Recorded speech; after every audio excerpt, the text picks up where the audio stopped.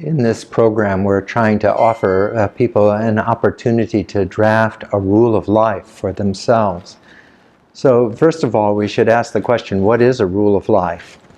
And at first hearing, the word rule may sound inappropriate or difficult. We have a negative reaction oftentimes to rules, and we don't want to live by rules. But when monastics talk about a rule of life, they're not talking about a list of rules that we follow. The word rule comes from the Latin word regla, which has the word that gives us words like regularize or regulations. And a rule is a way of regularizing our life, of bringing order and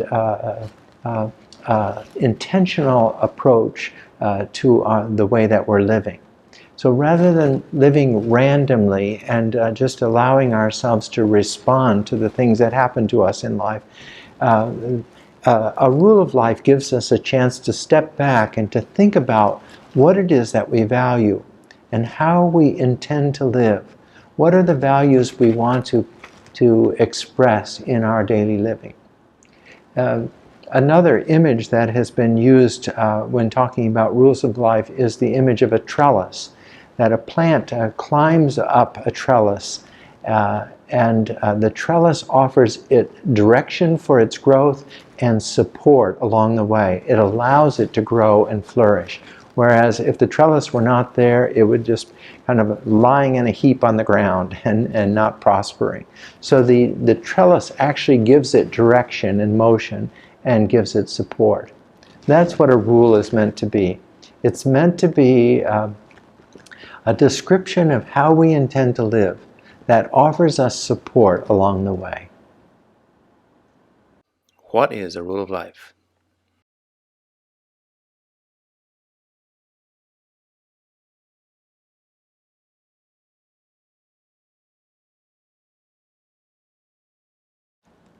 Some of you may be asking, why have a rule of life at all? Why go to all the trouble? And I'm reminded of a well-known poem by Mary Oliver called The Summer Day, and at the end of it, she asks a question. She says, tell me what it is you plan to do with your one wild and precious life.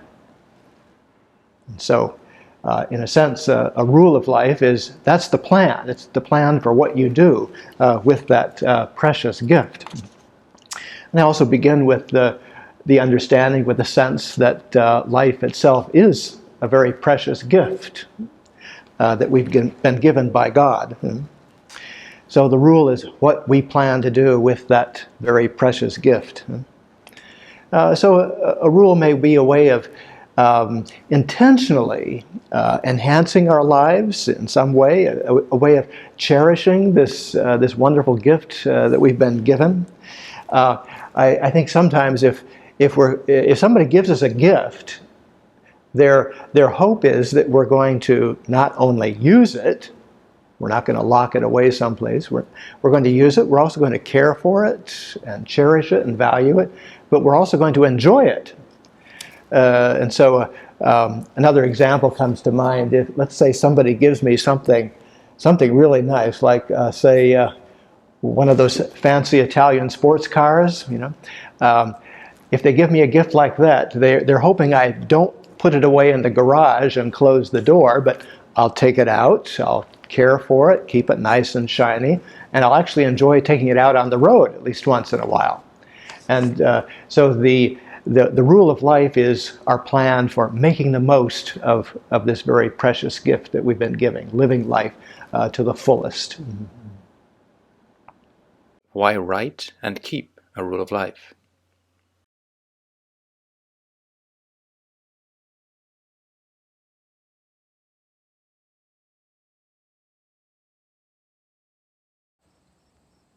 Now, when you hear rule of life, part of you may say, oh, I can't deal with one more rule.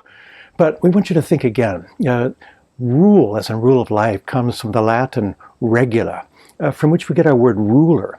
And having a rule of life is a way of sizing up and getting the right kind of measurement and proportions, the right kind of model the template for you to live a life that allows you to be fully and freely alive. In the monastic tradition, rules of life have come into being for two reasons. One is because life is so precious, and it's also fleeting. We don't know how long we will be alive. We do know that we only have today to live today. There'll not be another day like this. And so having a rule of life allows you to attend to what is most important in life as you steward the life that God has given you. In monastic tradition, the other reason why rules of life have figured in so importantly is so that you don't live your life regretfully with lots of shoulds, or I only wish that, or I really needed to, but to front load what your priorities are in life by having a rule. If you were to think, well, how would I begin thinking about a rule? Think about it in terms of relationships. How you relate to yourself, how you relate to others, how you relate to God. How do you relate to yourself? Body, mind, spirit. What do you do to stimulate your mind and body? What do you do to recreate your mind, your body? What do you do with money? Think about it also in terms of relationships with others, with other people, with family, friends, neighbors, co-workers, people whom you choose to relate to, people whom you cannot avoid relating to. What about people who get under your skin in not a good way? What about your enemies? Also think about others in terms of creation, the created order that surrounds us, things big and small, air and water, the creatures that fill the earth. And then think about your relationship with God. Jesus promised that he would be with us always. So how is it that you practice the presence of God as you navigate your way through the day? I think of a rule of life as like a nozzle that you would put on a hose. That nozzle will give the water that's coming from the hose direction and focus to hit the target, whatever that may be, rather than the water just flaying out all over the place. And in that way, a rule can really bring you focus in life. I'd say if you're going to start working on a rule, do it in pencil. Try out some ideas, sleep on them, and then try them out. Not just for a day, not even just for a week, but try them out for a few weeks. What you've got in your rule of life.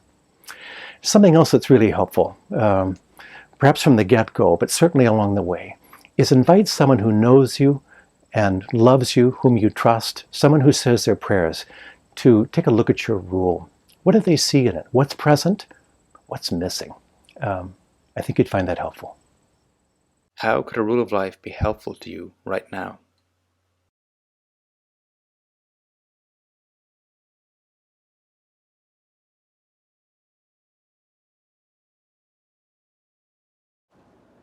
Welcome. We're so glad to have you join us for this program over the next few weeks.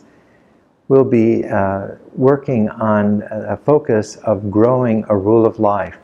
We're hoping over the next few weeks through these videos and through questions that we pose, to help you reflect on your own lives and to imagine structures or disciplines or practices that might help you to live that life more fully and more abundantly.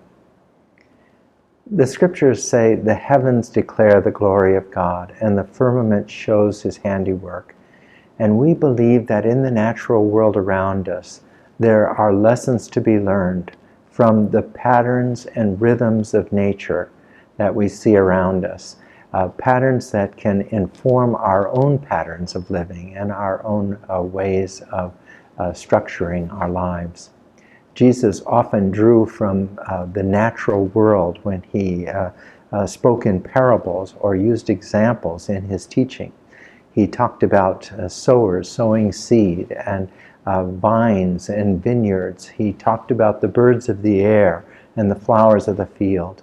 And he drew spiritual lessons, spiritual truths from these. And so we're going to invite you to reflect on the natural world Particularly, we're going to focus on the metaphor of a garden, thinking about our lives as garden plots, and thinking about what we choose to plant there, and how we can nurture those plants and help them come to their full expression.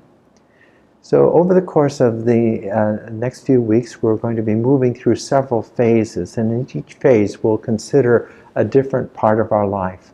There'll be an introduction to each phase, a series of videos and questions that help us probe some of the aspects of that phase, and then a summary at the end where we get a chance to reflect and maybe pull a few ideas or seeds from those things that we've been talking about for our garden plot, for this part of our garden plot.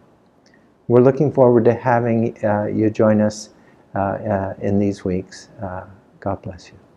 How might the rhythms you observe in nature inform the way you live?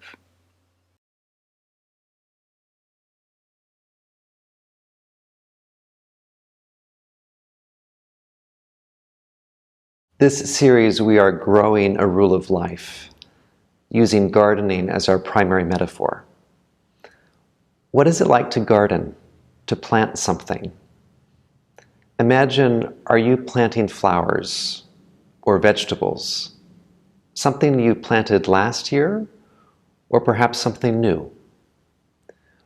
Where are you planting? How much space do you have? A full yard? Or maybe you're in an apartment. What's the climate you're in? What's this season? What can grow where you are now?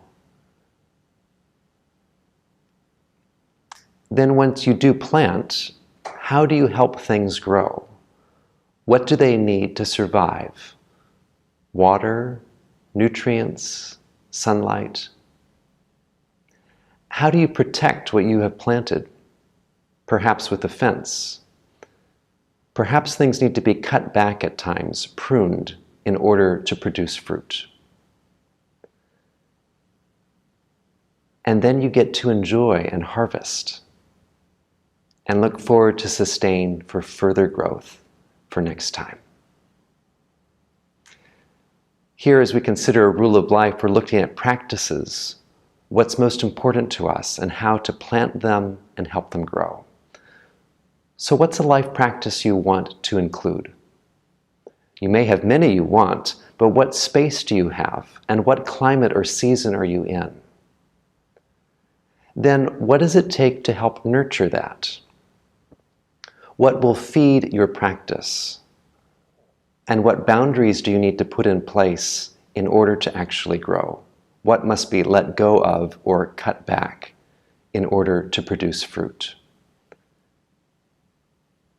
Then how do you enjoy, and how do you also sustain and consider what you might plant next? In the garden of your life, what is thriving and what is not?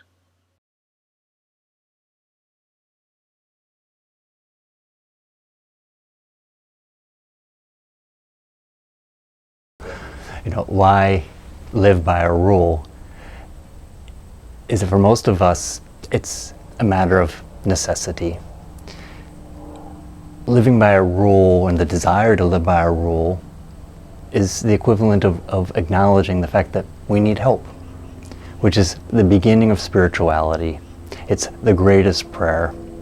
And so many of you know that Evensong is the first prayer of the day, because in keeping with the Jewish tradition, the new day starts at sundown. The first prayer of Evensong is, God, make speed to save us. O Lord, make haste to help us. The first prayer of the day is, God, help me. It's the beginning of spirituality. God cannot enter into a life that does not acknowledge the need for God, or the acknowledge that on my own I can't do this. And so we set out to write a rule, recognize that we need a little something to give us the impetus to get on with our life, to sort of set parameters on what we might like to achieve and do, and the way we might like to live our life. Because most of us would have to admit that we need a lot of reminders about how we want to live, that it's easy to fall back into old habits or to become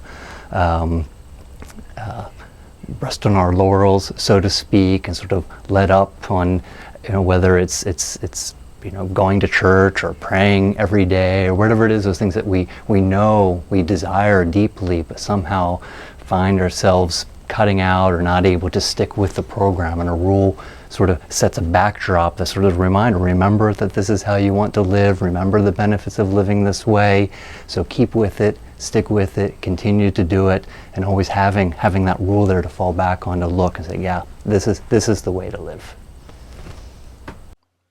When you connect with nature, what makes it meaningful?